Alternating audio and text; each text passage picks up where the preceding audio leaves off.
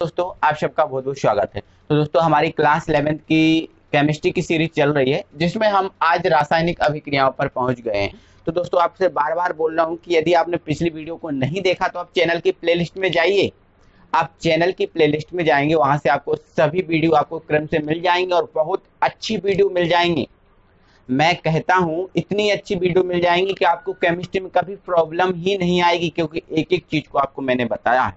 ठीक है, तो आप जाइए और इनको देखिए, कंप्लीट कीजिए यदि आपको केमिस्ट्री आपको बेसिक से कंप्लीट करना है तो। ठीक है, तो आज की वीडियो में हम पढ़ेंगे रासायनिक अभिक्रिया। ये रासायनिक अभिक्रिया क्या चीज होती है, जिसको इंग्लिश में हम बोलते हैं केमिकल रिएक्शन। अक्सर हमने सुना है कि ये रासायनिक अभिक्रिया है, बट ये नहीं पता कि ये रासायनिक अभिक्रिया होती क्या है। ठीक है, तो बेसिकली दोस्तों हमने एग्जाम्पल में देखा है, जब ये दो या दो से अधिक पदार्थों को मिलाते हैं तो कोई एक नया पदार्थ बनता है।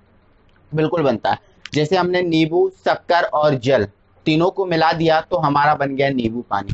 क्या बन गया हमारा? नींबू पानी। हमने बेसन को शक्कर को, ठीक है, और जल को, तीनों को मिक्स किया, उसको गर्म किया तो हमने देखा कि एक बर्फी बन गई, और जो बर्फी कहलाएगी बेसन बर्फी। अक्सर हमने ऐसा देखा है।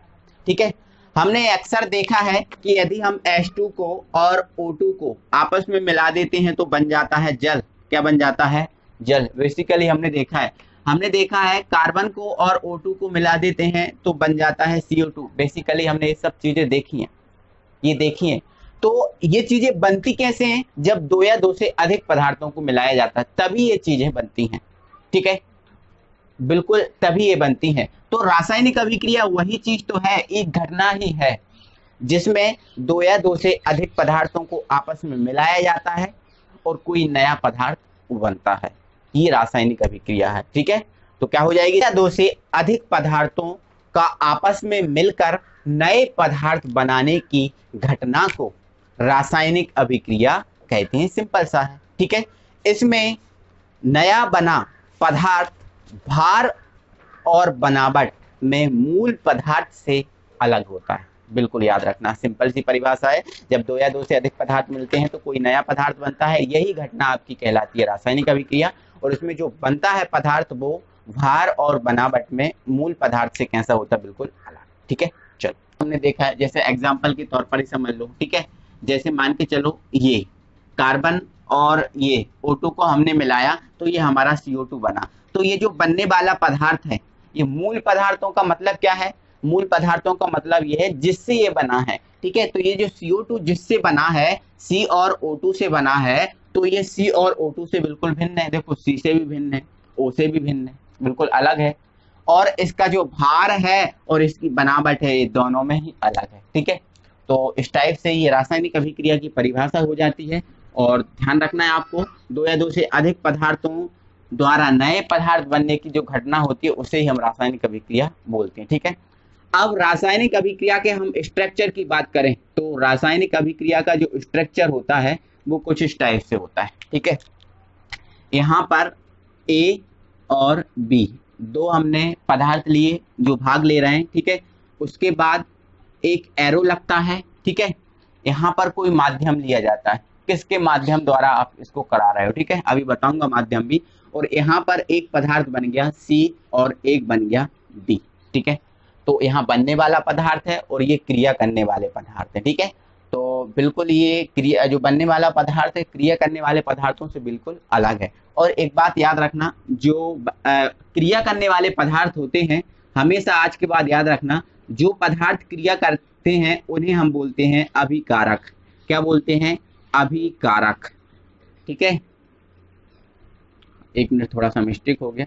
अभिकारक, अभिकारक।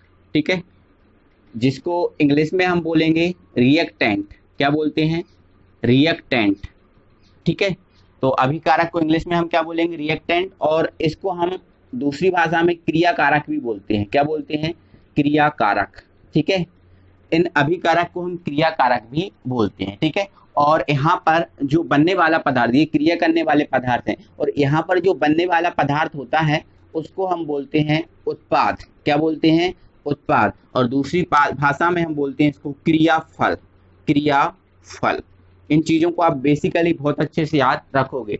और इंग्लिश में हम इसको बोलते हैं प्रोडक्ट। क्या बोलते हैं? प्रोडक्ट। ठीक है, ये आपको ध्यान ध्यान रखना है।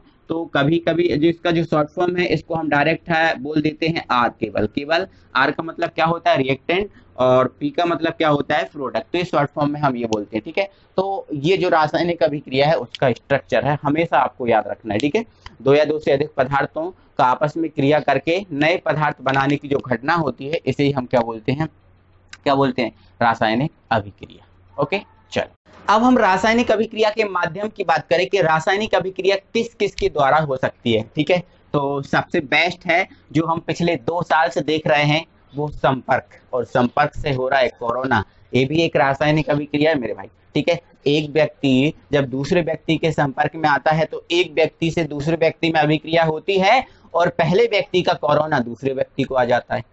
ये भी क्या है, एक अभिक्रिया है। ये भी क्या है, एक अभिक्रिया में, दुनिया में ये अभिक्रिया ही तो चल रही हैं। ठीक है, हम खाना खाते हैं पच जाता है, ये क्या है, अभिक्रिया है। ठीक है, ये क्या है, अभिक्रिया। ये सारी ये अभिक्रिया है, कपड़े का सूखना, रोटी का बनना, ठीक है ना, ये सब क्या है, अभिक्रियाएं हैं। कंडे का जलना, ये सब अभिक्रियाएं हैं मेरे भाई। ठीक है, तो रासायनिक अभिक्रियाएं के माध्यम, तो रासायनिक अभिक्रिया संपर्क से भी हो सकती है ना, जैसे कि आपको पता है कोरोना। ठीक है, तो ये कोरोना संपर्क से ही तो हो रहा है। ठीक है, अब विलयन से भी हो सकता है।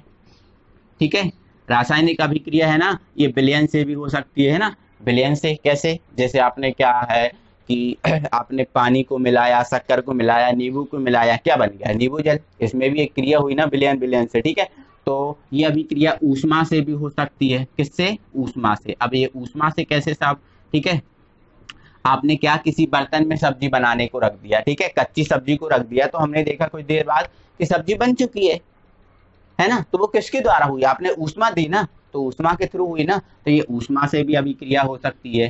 ठीक है, तो इस टाइप से प्रकाश के द्वारा भी हो सकती है। आपने देखो प्रकाश संश्लेषण अभिक्रिया पढ़ी होगी। ठीक है, तो ये अभिक्रिया है ना जो प्रकाश से भी हो सकती है। ठीक है, ओके, है ना। तो ये विद्युत के द्वारा भी हो सकती है अभिक्रिया, विद्युत के द्वारा, विद्युत द्वारा। आपने इंडक्शन देखा होगा, इंडक्शन में हम रखते हैं, चाय रख देते हैं उसी किसी बर्तन में, तो चाय देखते हैं कुछ देर बाद बन जाती है। तो ये क्या विद्युत द्वारा हो रही है। हीटर पे हम चाय रख देते हैं, हीटर है ना, हीटर पे चाय रख देते, कुछ देर बाद हीटर से चाय बन जाती है। ठीक है, तो ये विद्युत के द्वारा। तो मेरे भाई ये अभी रासायनिक अभिक्रियाओं के माध्यम है। रासायनिक अभिक्रिया संपर्क से, विलयन से, ऊष्मा से, प्रकाश से, विद्युत द्वारा, कई टाइप से ये जो है ना रासायनिक अभिक्रिया हो सकती है, कोई प्रॉब्लम इसमें नहीं है। ठीक है, तो ये रासायनिक अभिक्रिया के माध्यम है। और अब